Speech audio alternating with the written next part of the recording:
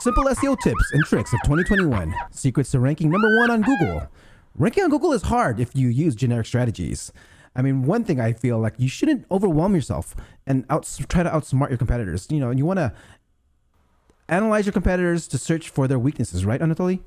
Yeah, I completely agree. I think I often see when webmasters fail, they try to overcome big players into top 10 results. They copy their strategies. And, many clients ask me, can you steal the traffic and sales from my competitors? I often reply to them, don't do it. It's better to search for their weaknesses. If they have this traffic, they are strong with their positions, might have a lot of links or good content. It's better to search for their weaknesses and jump with the right content strategy. It's the same with Elon Musk. When he started Tesla, he didn't try to overcome big car brands like Toyota, BMW. He found their weaknesses and topics that they ignored. And today we can see that Tesla is the number one car production company. I don't remember. It costs over $600 billion. It's a lot. It's a lot more than all other car companies. That's why I often recommend my clients to search for weaknesses, not strong sides of your competitors, and jump there. By the way, tell me how you customize your content strategy. For me, I customize my content strategy per clients, per person. It's always different for each client, right? Or even each business I work with. You want to make sure, like you said, you look for these gaps. You want to look at these content gaps for where you rank and your competitors don't rank, and you want to fill those gaps and then take over there. I mean, that's how you can find the weaknesses, through the keyword gaps, content gaps. That's something I would always start with any client or any business. Yeah, I completely agree. And I often see when webmasters spend a few minutes or a few hours to create their strategy, it doesn't work. Spend a few days, it sometimes takes 10, 15 days to analyze a lot of content and think how you can create something better, much better. And I often see when webmasters try to cover a lot of topics to create mediocre content, and that doesn't work today because it's not social media. For Google, you need to create much better content, 3 times better content, 10 times better content than your competitors have, and only after this jump with these topics. And my clients often ask me how many pages I need to create a month, how many articles to write for my blog. You don't need to do it. It's better to create one article, the best article, and after this jump with another one. By the way, tell me how to find copywriters, because clients often ask me where to find copywriters who know your topic. Well, copywriters, you need to find that one's a tough one, because finding the right copywriters can be very, very difficult, because you might have to find a subject matter expert, someone that knows the industry. So what I would do is I would look at these certain communities and go out and interview one of them. Like if there's someone in the let's say Bitcoin industry that you are trying to write about, go find an expert there, interview them, ask them questions, and then you can create a nice piece of content on that with using them. And you know what you do with that? Since you're interviewing an expert, you're getting that EAT framework in there, because you're getting the expertise, authoritativeness, and trustworthiness, because you're attaching it to an expert. And Google loves that. Google loves putting content and facts tied to someone that's an expert in the field.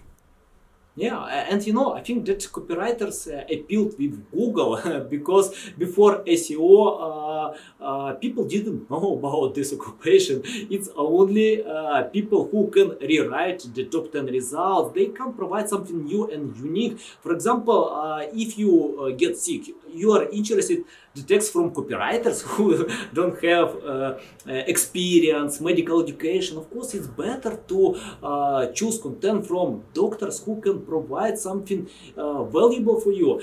It's the same with any topics. It's better to cooperate with experts, because people often consume content from the top 10 results. If they see the same information, they're not interested to read twice. For example, when you watch a new movie, and after this you watch with the same plot movie, you are not interested with that. It's better to find some movie that provides some unpredictable plot and new interest for your time spending. That's why I often tell my clients to create less but quality. By the way, Yep. what do you think about the parameter it?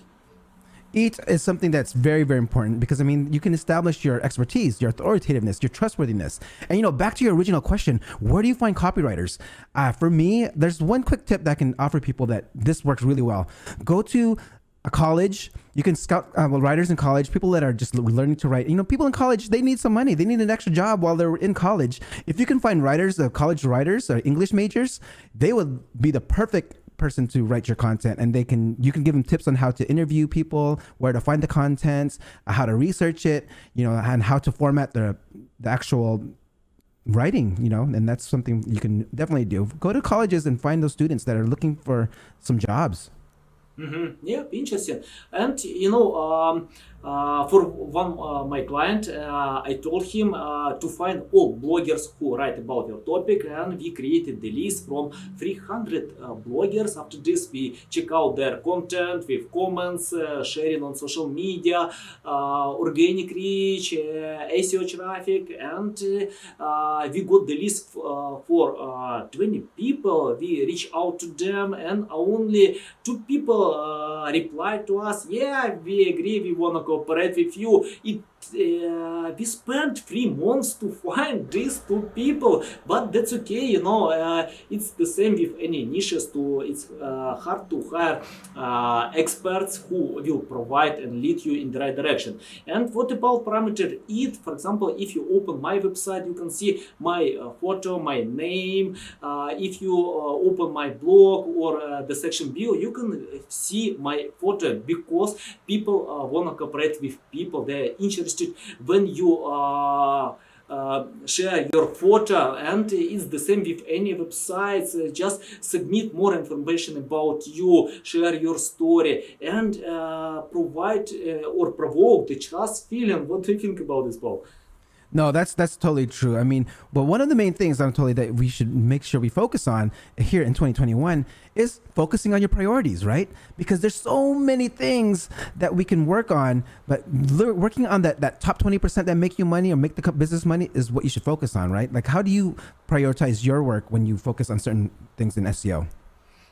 For example, I usually create a content plan with 20 topics, 50 topics. It doesn't matter. I just need to feel that I can create something better, much better than existing content. And after this, I choose priorities. I customize one page.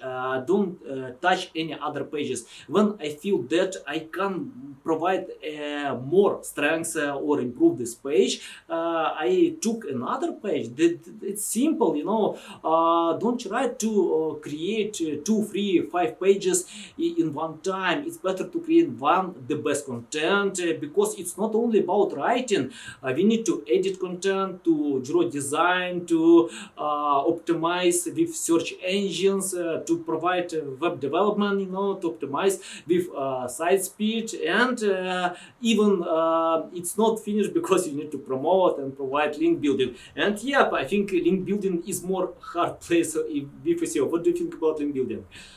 Link building is something depends on what industry you're in, right? If you're in the B2B enterprise business, or if you're a big company, you don't need to worry about link building. You get all the press releases, you get all the mentions and stuff like that. So that's something you don't really have to focus on. But I want to go back to like some on the priorities and like strategies here, because there's one thing that I do every time I work with a business or a new client is that I do something called striking distance analysis. This is where you look at the existing content. Instead of creating new content, look at the existing content first, see where there's some opportunities. Maybe there's some keywords that have maybe great search volume and you're ranking on page 2.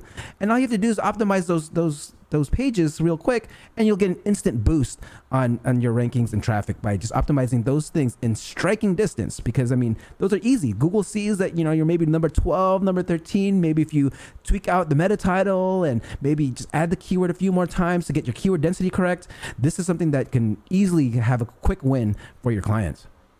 Okay, thanks guys for watching this video. Comment below, share in social media, like this video, and see you next time.